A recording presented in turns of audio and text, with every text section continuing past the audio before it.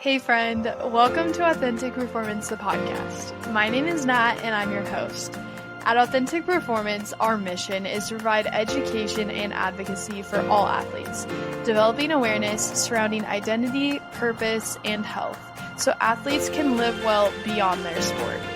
Today's episode is a solo episode to kick off Season 3. As Season 3 begins, we're going to start having 2 episodes out per week, so tune in for a solo episode every Tuesday and our champion guest interviews on Fridays. This week's topic is setting goals, specifically SMART goals, or specific, measurable, attainable, relevant, and time-bound goals. We will discuss why this practice matters and why it's more effective than New Year's resolutions, because let's be real, you probably already gave up on those, and that's okay. Can't wait to grow with y'all this season. Now let's get into the episode.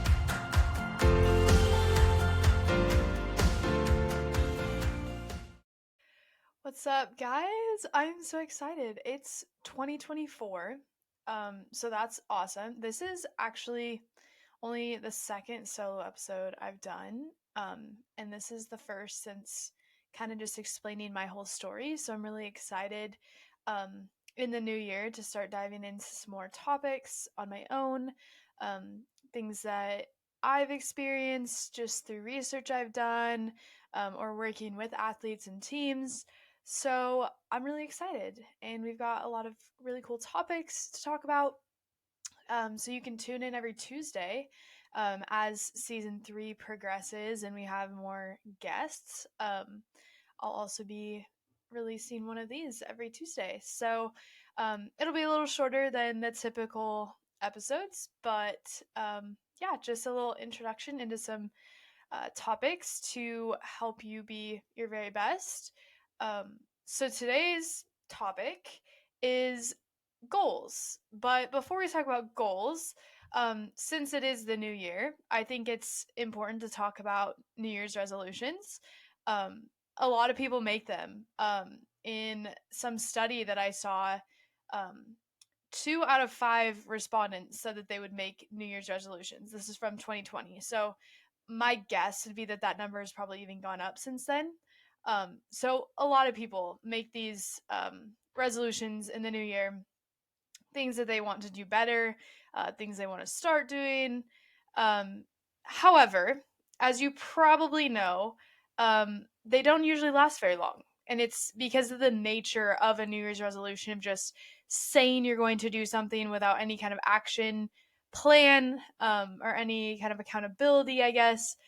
Typically, it's just something that you kind of throw out there, maybe write down in your journal, and then don't really do anything with, which is why they fail so often. So the average New Year's resolution lasts 3.74 months. So that's not ideal for long-term results, and meeting any kind of goals or expectations that you have for yourself. So today is January 15th. That's when I'm recording this. And by the time you hear this, if you're listening right as it's coming out, we're approaching the widely known day that is January 17th, which apparently I'm learning it is called Ditch New Year's Resolutions Day, because that is the day when so many people just decide to stop with the New Year's resolution. Now, some people will make it a couple months, but some people have already decided that they're done.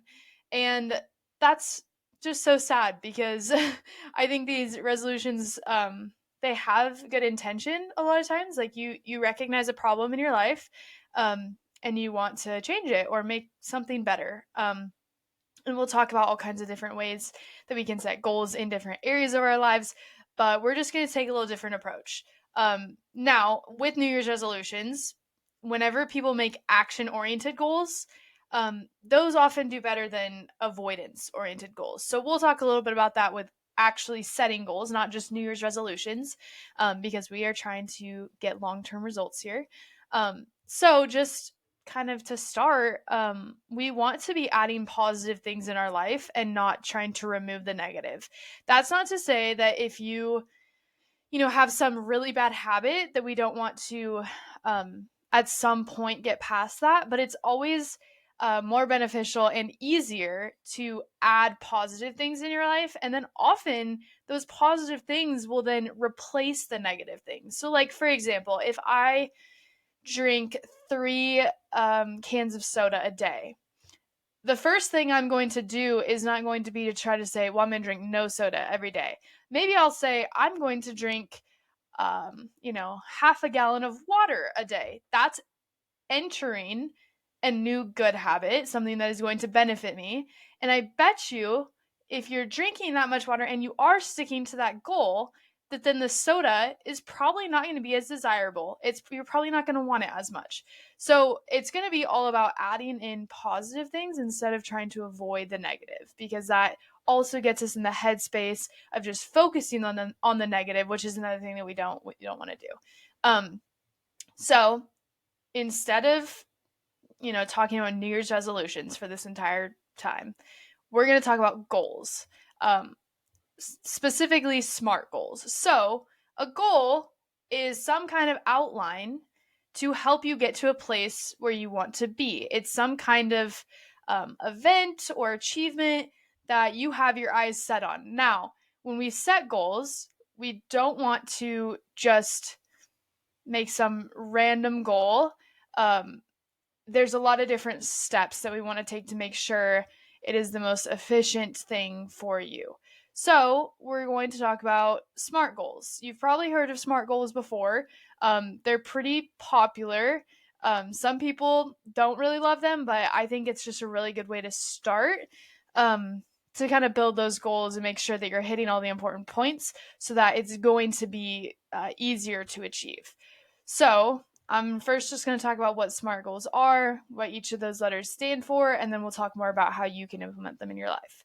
So, SMART goals, each of the letters stands for something. So, S is specific. So, why do you want to achieve this goal? It's all about defining your desired outcome. If you don't know what it is that you're trying to achieve, then it's going to be really hard to set a goal. So, that's the first one. And then the M is measurable. So how do you know when you've reached this goal? You need to have some kind of quantifiable objective if you're going to be able to track your progress. So you just have to have some kind of measurement that will tell you whether you've reached that goal or not. And then the next one is A, so attainable. Is this goal realistic for you? Now, when I say, is this goal realistic, the important part is for you, because something that may not be realistic for you could be for someone else and vice versa. So you want to make sure that you're balancing being challenging, because you don't want to set a super low goal that you can easily reach because you're not challenging yourself at all, and it's not going to help you build on those goals in the future. So you do want it to be a challenge. However, you don't want to be unrealistic with where you currently are. Now, that's not to say that if you set a goal that's a little bit lower, still challenging, but in the realm of where you're at now, when you reach that goal, or if you reach that goal in less time, maybe than you thought you would, then you can build off of that. So there's no need to set, a really low goal, because that's not going to challenge you, but you also don't have to shoot for the moon on the first try. Figure out where you're at right now. Now, this is where you need to reflect a little bit. Figure out where you are right now, and then think about where you want to go. So if your long-term goal is really big, you might want to break it into some smaller goals. It'll help you build momentum, because once you reach that first goal, then you'll be ready to move into the next one. So, like, for example, one of my goals is to have a doctorate in clinical psychology. If I just have that goal, now this is not even in the SMART format, but just generally speaking, if I have that goal, but I have not completed my bachelor's degree, and I haven't done applications, and I haven't done interviews, any of those things, that's a really big goal. And it is long term. So there's always that. But I want to break that into smaller chunks that makes it more realistic for me, and then also helps me to build momentum. So if I say, okay, I need to start working on my applications. I want to submit this many applications by this day because this. Then now, once I reach that goal, then I'm one step closer to that large goal. So again, if you need to break it up, totally fine. Still okay to have that long-term goal, but we just want to make sure that there's action steps before that so that you can actually reach that long-term goal. So that was A, attainable. The R, it stands for relevant. So does that goal make a difference for you personally, and does it align with your core values? Now, core values, I'm super passionate about that. That is a whole nother episode to talk about core values, but basically just figuring out your why for this goal. If it means something to you, not someone else, then you're going to be more dedicated in following through with that goal. Determining that why is going to be huge, because when you really don't want to do the steps towards that goal, you're going to fall back on your why. If you're questioning, why am I even doing this? And there's not a valid answer, and you haven't, sat down and taken time to determine that answer, then it's going to be a lot easier to just give it up because there's not anything that's really keeping you going. And then the final one is the T, and it's time bound. So when do you want to reach this goal? This is just going to provide a timeline so that you can reassess when you need to, or build on that completed goal. Like I said, with the attainable piece, if you want to start with something, kind of like a sub goal of some long term goal, once you hit that time frame that you've set for yourself, then you can either say, okay, I completed this goal, moving on to the next phase of what it takes to get to this long term goal. Or maybe you get to that goal and you say, I didn't quite make it this time. You can reassess, maybe adjust the goal. Again, there's nothing wrong with reaching a point of failure and then reassessing, because that failure is going to just help you grow and figure out where you are currently. And it may take, especially at the beginning here, it may take some time to really figure out where you're at, if you haven't been setting these goals before. So there is no shame in failing. In fact, failing is totally going to be part of the process. So that's not anything that you should be ashamed of or discouraged by. So those are the pieces of SMART goals. Just kind of a general idea. And so now I want to talk a little bit about why this matters, because the why, like I said, in your goals, that's going to matter for everything you do in your life. If you don't have a why, it's super easy to just ditch everything. So achieving goals, and no matter how small or large, um, is a way to show yourself that you can keep promises and that you can show up for yourself. Again, these goals should not be for anyone else. We'll talk a little bit about if you're on a sports team or in a team at work or any other capacity. In those situations, like when you're setting goals as a group, there are other people that are involved, but you still have to be bought into that, so it still has to matter to you. But ultimately, this goal is for you. So you want to show yourself that you can keep promises, you can do what you set out to do, and then that's just going to keep building. So once you start making these goals and start succeeding, it's really going to be like a snowball effect. Like you're going to just want to set more goals and do better for yourself, and it's going to really build your confidence because you're going to know that you can do what you've set out to do. SMART goals specifically, the reason why they're so effective is because they really help you to focus on every little piece of that goal, and then also the reevaluation piece. Like if you don't have a timeline set, that one specifically, it's going to be really hard to figure out when you need to reevaluate, or even if it's measurable, like how do you even know when you've reached success or failure?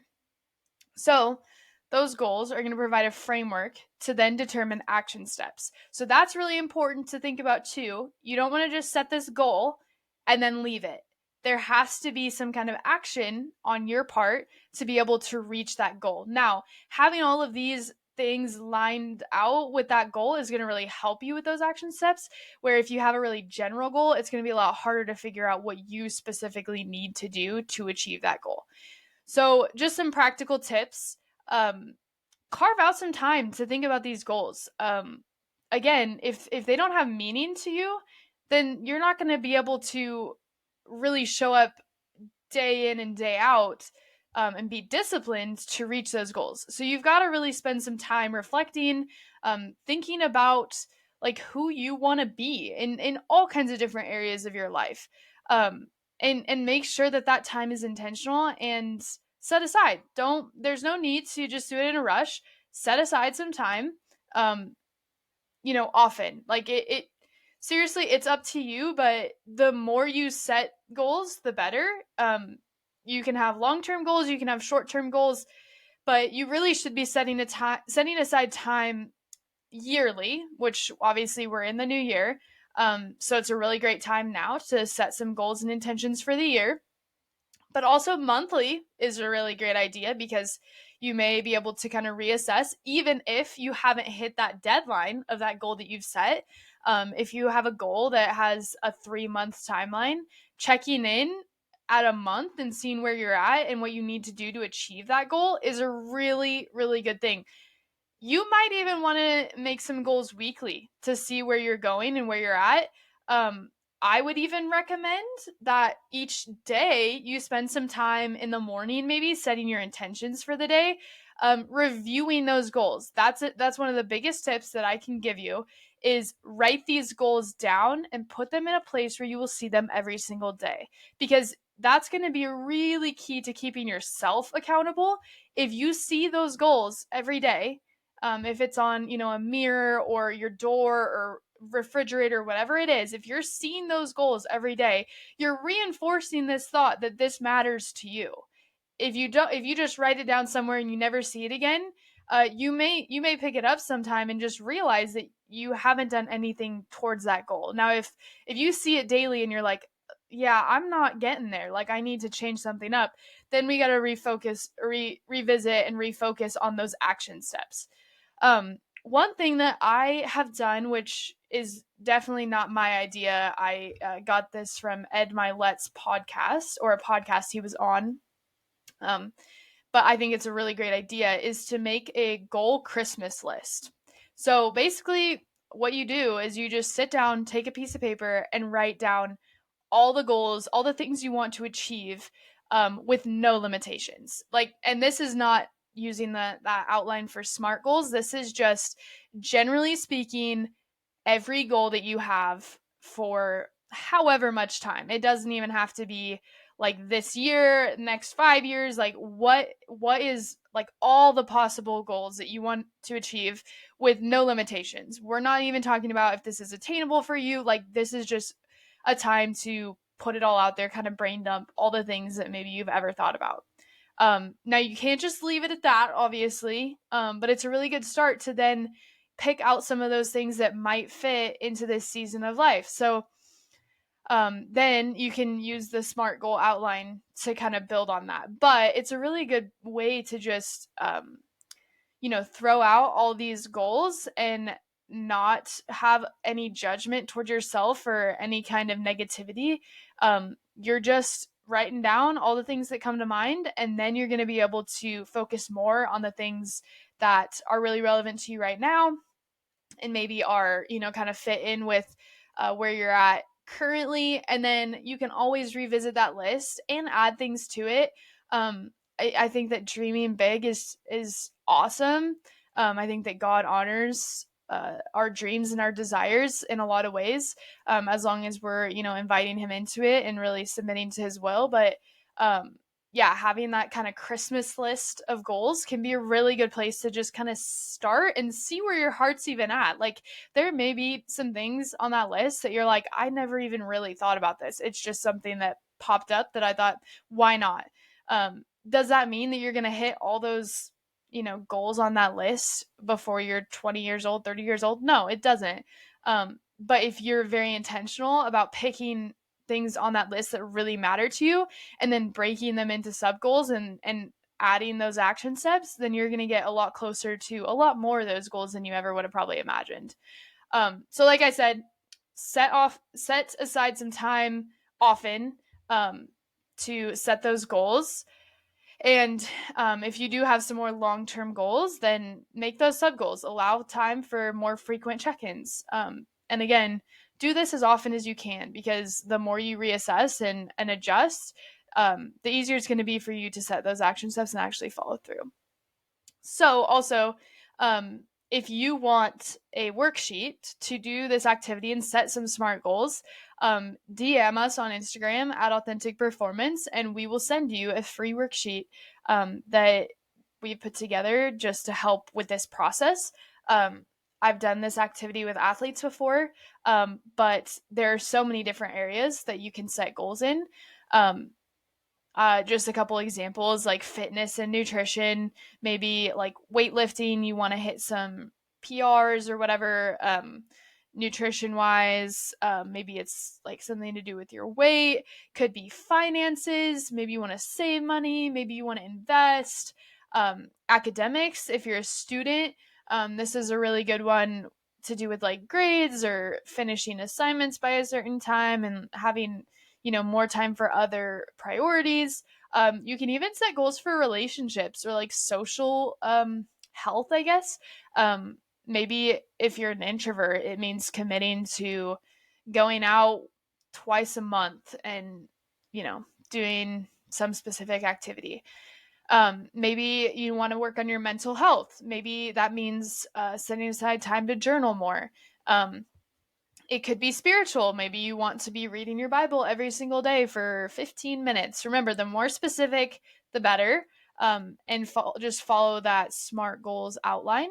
Um, Also, anything else that matters to you. Again, that why is huge because um, someone else could set goals and you could try to achieve those goals. But if they don't matter to you, then it's not really going to make an impact on your life. It's not going to be easy to achieve, and then even if you do achieve it, it might not really build that momentum because you don't really care about it enough. So, just some next steps. Once you have set these SMART goals, again, let us know if you want that free resource. It can be really helpful just walking through each of those things. But then it's time to find an accountability partner. You can only hold yourself so accountable. Again, still recommend putting those goals in places where you can see it and checking in with yourself regularly.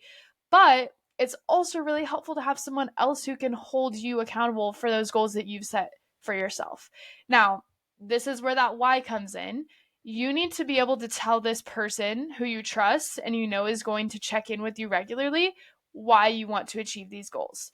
If you can't explain to someone why you want to achieve something, then you don't have that why piece down to where it's going to actually mean something to you and you're going to be able to commit fully to it. So make sure that you find someone, again, who you trust, who you know is going to hold you accountable. They're not going to let you just slide by. It may not be a best friend. Your best friend, if they've got the tough love down, awesome.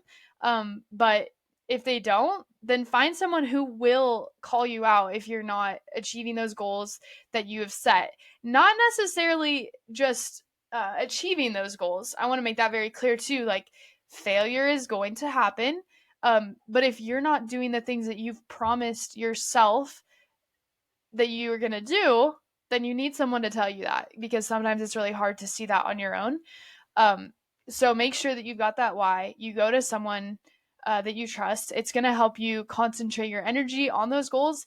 And also, when you know someone's going to check in with you, you don't want to show up and tell them that you've done nothing to, achieve that goal. You want to be able to report back that you've been working hard and doing the things that you've said you're going to do. Especially if you've invited someone into that, it provides so much more motivation for you, which again, we got to be disciplined. That's a huge thing in these goals. Like, you can't just always rely on that motivation, but you do also want to, seek out motivating factors that will be consistent in your life. And having an accountability partner is one of those things. So, just a little recap. Remember, we're setting SMART goals. SMART goals can be set at any time. So that's one of the differences too with the New Year's resolution is typically people only make those New Year's resolutions at the new year.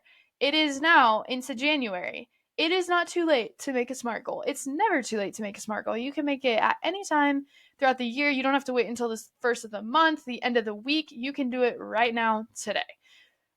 This matters because you're going to refocus and then be able to reevaluate as you go through.